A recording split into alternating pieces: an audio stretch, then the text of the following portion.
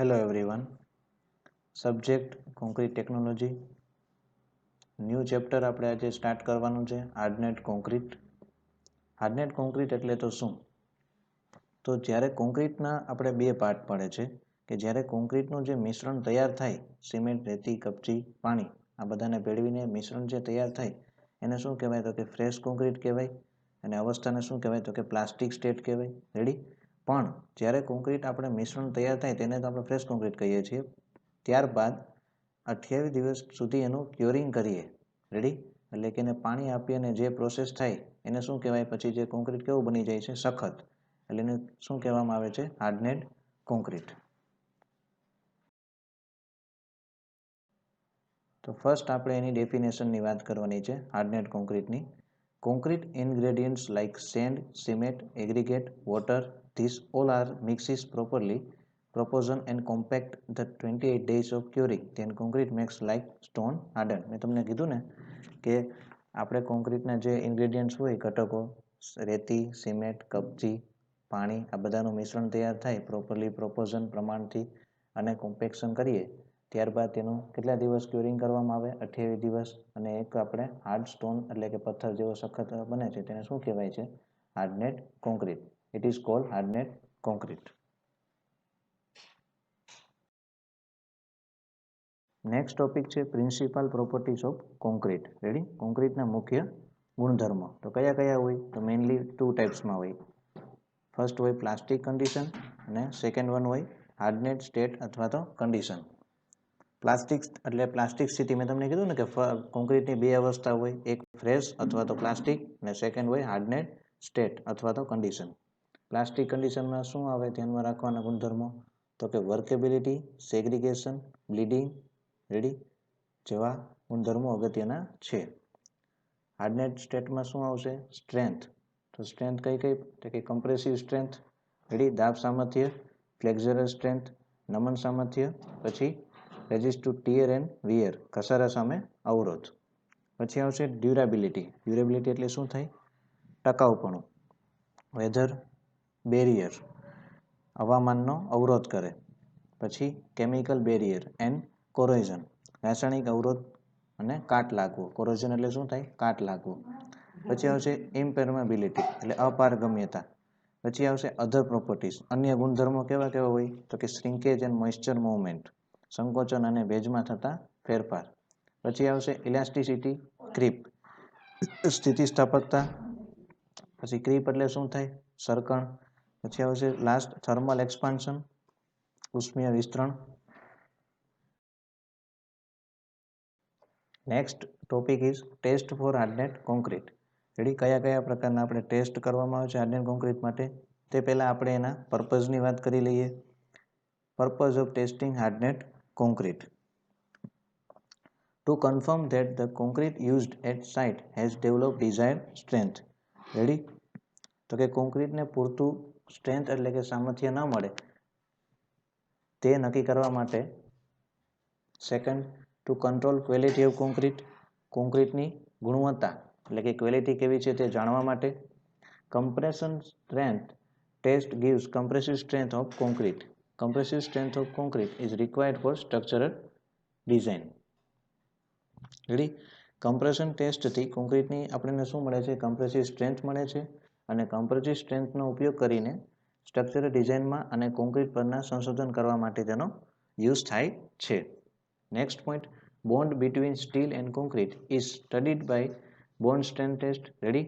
આપણે મેં તમને વાત કરેલી હોય કે નહીં, પણ આપણે જ્યારે ઓલ્ડ કોન્ક્રીટ અને ન્યૂ કોન્ક્રીટની વાત કરી હતી ત્યારે આપણે શેની વાત કરી હતી? કે બોન્ડ. જ્યારે આપણે એક માળ ઉપર કોલમનું કન્સ્ટ્રક્શન કામ થઈ ગયું હોય ત્યારે ન્યૂ આપણે નેક્સ્ટ ફ્લોર ઉપર કોલમનું કામ કરવાનું હોય તો એ બંને વચ્ચે શું જળવાઈ રહેવું જોઈએ? બોન્ડ. બાકી જો બોન્ડ ન જળવાઈ રહે તો તેનાથી શું થાય? તો કે ત્યાં આપણને સાંધો જોવા મળે છે, જોઈન્ટ, એટલે કે જોઈન્ટ ન રહેવો જોઈએ. Ready? The efficiency of concrete depends upon its bond strength. Ready? જે કોન્ક્રીટની એફિશિયન્સી હોય તે શેના ઉપર ડિપેન્ડન્ટ છે? બોન્ડ સ્ટ્રેન્થ પર. Next point, due to shrinkage, corrosion of reinforcement, temperature changes etc. Tensile strength are developed in concrete. Hence tensile strength for concrete is necessary. Ready? કોન્ક્રીટમાં સંકોચન લોખંડને કાટ લાગે છે અને તાપમાનમાં ફેરફાર જેવી પરિસ્થિતિમાં ટેન્સાઇલ સ્ટ્રેન્થ ઉત્પન્ન થાય છે. આથી કોન્ક્રીટની ટેન્સાઇલ સ્ટ્રેન્થ જાણવા જરૂરી છે.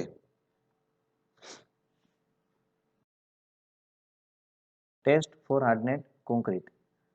હાર્ડનેડ કોન્ક્રીટ માટે કયા કયા ટેસ્ટ આવેલા છે તે તો કે ફર્સ્ટ છે કમ્પ્રેશન ટેસ્ટ, સેકન્ડ છે ફ્લેક્સ્યુરલ સ્ટ્રેન્થ ટેસ્ટ, થર્ડ છે બોન્ડ સ્ટ્રેન્થ ટેસ્ટ અને ફોર્થ છે લાસ્ટ ટેન્સાઇલ સ્ટ્રેન્થ ટેસ્ટ. તેમાં આપણે ફર્સ્ટ ટેસ્ટની વાત કરવાની છે કમ્પ્રેશન ટેસ્ટ. રેડી? કમ્પ્રેશન ટેસ્ટની અંદર મેઇનલી કયા કયા ઇક્વિપમેન્ટ યુઝ થાય છે તો કે મેઇનલી 2. ફર્સ્ટ આ શું છે તો કે ક્યુબ અને સેકન્ડ વન છે એ શું છે સિલિન્ડર. પછી આ શું આપેલું છે A = 5, 10 and 15 centimetre. Ready? A એટલે શું થાય એરિયા. રેડી? 5, 10 અને 15 સેન્ટીમીટર. એટલે આ શું દર્શાવે છે તો કે 5 બાય 5 બાય 5 એવી રીતે હોય. પછી 10 બાય 10 બાય 10 અને 15 બાય 15 બાય 15 સેન્ટીમીટર એવી રીતે ત્રણ એની સાઇઝ દર્શાવેલી છે. પછી આ સિલિન્ડરનું શું દર્શાવેલું છે તો કે ડાયામીટર. સિલિન્ડરમાં શું હોય તો કે ડાયામીટર હોય. રેડી? વ્યાસ 7.5, 10, 15 અને 15 centimetre. Ready?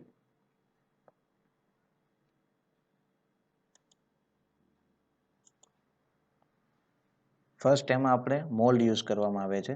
Two find out compressive strength of concrete 3 types of sample are used. Ready? કોન્ક્રીટની કમ્પ્રેસિવ સ્ટ્રેન્થ શોધવા માટે 3 માપના નમૂના વપરાય છે.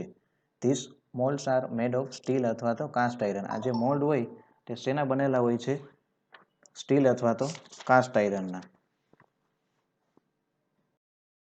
પછી આ એનું કેલ્ક્યુલેશન આપેલું છે કે કઈ રીતે આપણે એનું કેલ્ક્યુલેશન કરવામાં આવે છે. તમને વાત કરી હતી ને આ સાઇઝ 10 શું હતું એમાં સેન્ટીમીટરમાં હતું. આ કેમાં દર્શાવેલા છે તો કે એમએમમાં. એમાં એનું ઇક્વેશન શું છે FC = failure load upon cross minus sectional area. એટલે એમાં અલગ અલગ નથી friends.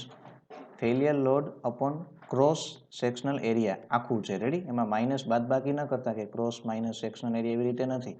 Failure load upon cross sectional area આખો વર્ડ આખું સેન્ટેન્સ છે. Ready? FC = 4P upon pi d cylinder. FC = P/A² cube. Ready? એટલે સિલિન્ડર માટેનું કયું ઇક્વેશન યુઝ થાય તો કે FC = 4P upon pi d square. પછી ક્યુબ માટે તો કે FC = P/A². વેર P = શું થાય ફેલિયર લોડ, D = શું થાય ડાયામીટર ઓફ સિલિન્ડર, A = શું થાય વન સાઇડ ઓફ ક્યુબ. ક્યુબની એક સાઈડ લેવામાં આવે. 10/10/10 હોય તો કઈ સાઈડ લેવાની 10. રેડી? એવી રીતે છે ફ્રેન્ડ્સ.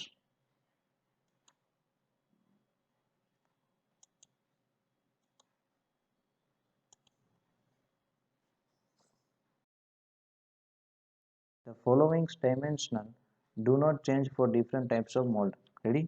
નીચેના જે માપ આપેલા છે તે ના ફેરફાર થવો ન જોઈએ. એમાં આપણે સેકન્ડ પોઈન્ટ કયો આવશે ઇક્વિપમેન્ટ તો કે ક્યુબ 15 બાય 15 બાય 15 સેન્ટીમીટરનું હોય અને 10 બાય 10 બાય 10 સેન્ટીમીટર હોય તો તેની લેન્થ અને પહોળાઈમાં ઊંચાઈમાં કેટલો ફેરફાર ન થવો જોઈએ તો કે ±0.20 mm. રેડી? પછી તેના એંગલ સાઇઝ ઓફ એંગલમાં કેટલું ન ફેરફાર થવો જોઈએ તો કે 90 ડિગ્રી ±0.5 ડિગ્રી. તેવી જ રીતે સિલિન્ડરમાં ડાયામીટર 15 સેન્ટીમીટર હોય અને હાઇટ 30 સેન્ટીમીટર હોય તો તેના ડાયામીટરમાં કેટલો ફેરફાર ન થવો જોઈએ તો કે ±0.20 mm અને હાઇટમાં ±0.1 mm. The thickness of the cylinder mold metal should not be less than 3 mm. જે સિલિન્ડરના મોલ્ડની જે જાડાઈ હોય તે કેટલા mm થી ઓછી ન હોવી જોઈએ 3 mm. ઓકે ફ્રેન્ડ્સ, સમજાય છે ને? થર્ડ પોઈન્ટ આવશે કોમ્પેક્શન. Ready friends? કોમ્પેક્શન એટલે શું થાય તો કે એમાંથી આપણે શું દૂર કરવાની હોય એર વોઇડ્સ રિમૂવ કરવાના હોય. 60 mm diameter and 0.60 mm long steel bar are used for hand compacting. It is called tamping bar. હાથ વડે કોમ્પેક્શન કરવા માટે 16 mm વ્યાસનો અને 0.60 mm લાંબો સ્ટીલનો સળિયો વપરાય છે જેને ટેમ્પિંગ બાર કહે છે. Concrete filled in 3 layers of mould. Ready, કોન્ક્રીટને મોલ્ડમાં 3 સરખા સ્તરોમાં ભરવામાં આવે છે. Each layer can tamping by tamping bar. દરેક જે સ્તર હોય, લેવલ હોય, તેને ટેમ્પિંગ બાર વડે ટેમ્પ કરવામાં આવે છે. પછી એની ત્રણેય લેયરની આપણે સાઇઝ આપેલી છે, તો કે each layer is given a stroke. દરેક લેવલને કેટલા કેટલા સ્ટ્રોક આપવામાં આવે છે. તો 10 સેન્ટીમીટરનું ક્યુબ હોય, 10 સેન્ટીમીટરનું ક્યુબ હોય એને કેટલા આપવામાં આવે છે સ્ટ્રોક્સ, તો કે 25. પછી 15 સેન્ટીમીટરનું ક્યુબ હોય તો એને કેટલા, તો કે 35. રેડી, એવી રીતે સિલિન્ડર હોય તો તેને કેટલા, તો કે 30 નોસ. યાદ રહેશે. આ તમારે સાઇઝ લખવાની રહેશે એક્ઝામની અંદર, આમાં કંઈ ભૂલ ન થાય કે 10 સેન્ટીમીટરનું ક્યુબ હોય એમાં 35 ન થઈ જાય, પછી સિલિન્ડરમાં પાછું 25 ન થઈ જાય. જે રીતે આપેલું છે એ રીતે જ લખવાનું રહેશે. રેડી, ડાયમેન્શનમાં ભૂલ નહીં કરવાની. થિયરીમાં તમે ગપ્પા મારો તો ચાલે, પણ ડાયમેન્શન જે આપેલા છે, આમાં જે કોમ્પેક્શનનો ડાયામીટર આપેલો છે કે 60 mm diameter and 0.60 mm long steel bar, તો એટલું ડાયમેન્શન લખવાનું રહે. આપણા ઘરનું ડાયમેન્શન કોઈ એડ નહીં કરવાનું કે 20 mm ડાયામીટર ને 0.40 mm લોંગ ને. રેડી, ડાયમેન્શન બધા તમારે એક્ઝામની અંદર સાચા લખવાના રહેશે.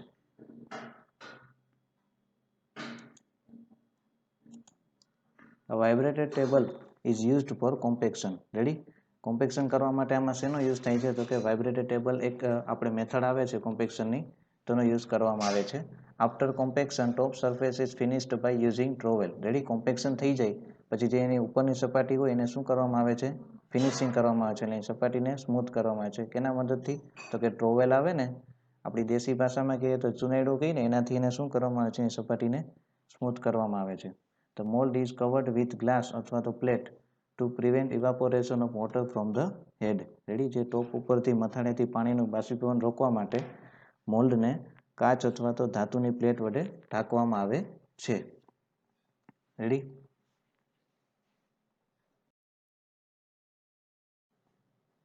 જે નેક્સ્ટ છે કેપિંગ.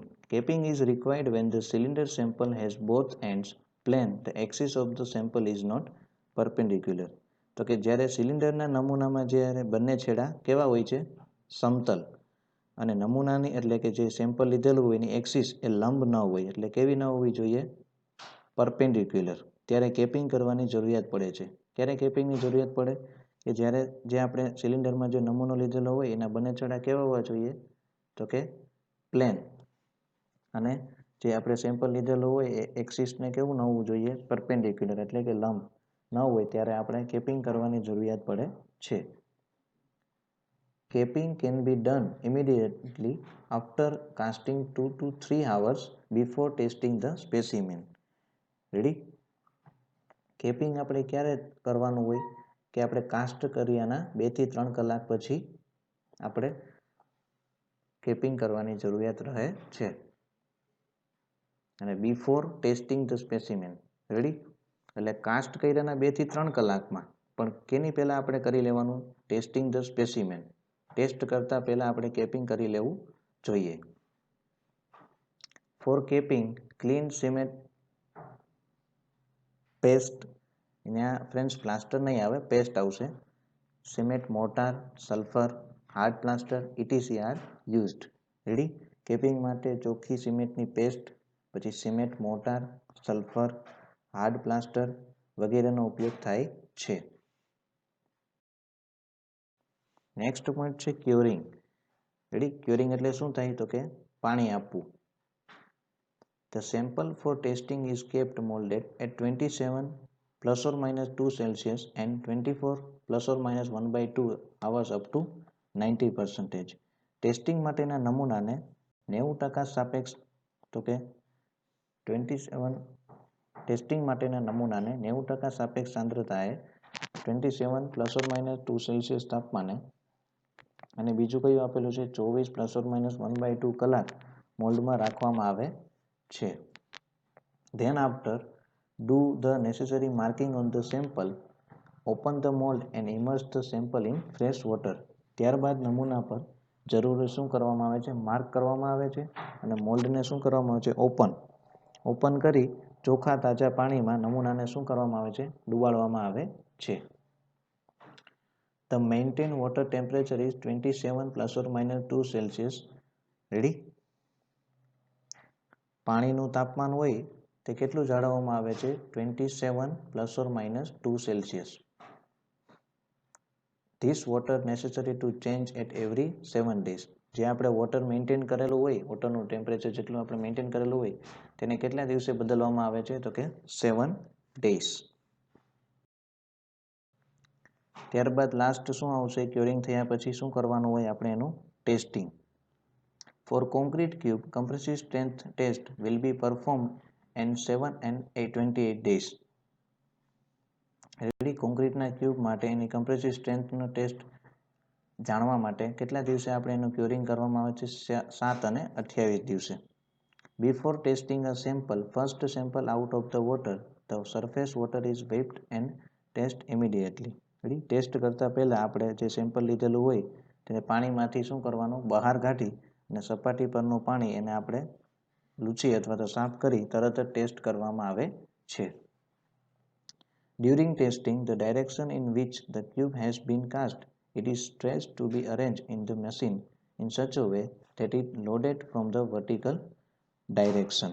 તો કે ટેસ્ટિંગ કરતી વખતે ક્યુબને જે દિશામાં આપણે કાસ્ટ કરવામાં આવ્યો હોય તેને કેવી દિશામાં રાખવાનું તો કે પરપેન્ડિક્યુલર, એટલે કે લંબ દિશામાંથી ભાર આવે તે રીતે મશીનમાં ગોઠવી લોડ આપવામાં આવે છે. રેડી, એટલે કે ટેસ્ટિંગ વખતે આપણે ક્યુબને જે દિશામાં કાસ્ટ કરવામાં આવ્યું હોય તે રીતે રાખી અને વર્ટિકલ ડાયરેક્શનમાં જે રીતે લોડ આવે તે રીતે એને શું મશીનમાં લોડ આપવામાં આવે છે.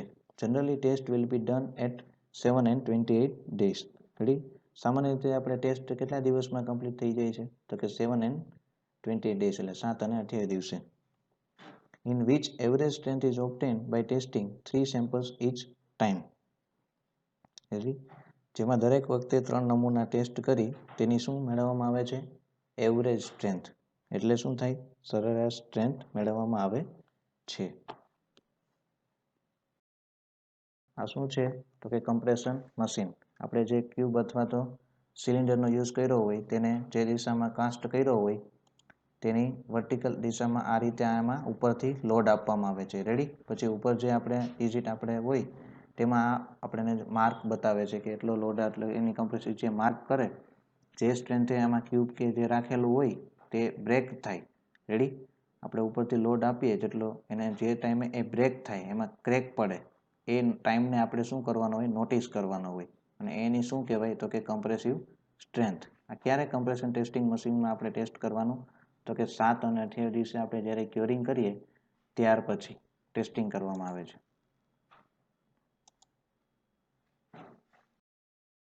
કર્યા પછી આપણે શું એનું જોવાનું હોય તો કે results. Ready, to state the compressive strength make average of strength of 3 specimen. Ready, આપણે 3 સ્પેસિમેન લીધેલા હોય એની શું આપણે નોંધ કરવાની રહી, compressive strength. The individual variation should not be more than ±15% of the average. Ready, દરેકનું આપણે વેરિએશન કેટલું થી ઓછું ન હોવું જોઈએ, એમાં જો પર્સન્ટેજ આપેલા છે ±15%. If more the results of the sample are invalid, જો 15% જો વધારે આવે, રેડી, 15% કરતાં ± કરતાં વધારે આવે તો એ સેમ્પલને આપણે કેવું કહેવાય, ઇનવેલિડ, એટલે માન્ય રહી નહીં. એટલે આપણે ફરીથી પાછું આખું પ્રોસેસ કરવી પડે અને આપણે ટેસ્ટ કરવો પડે છે.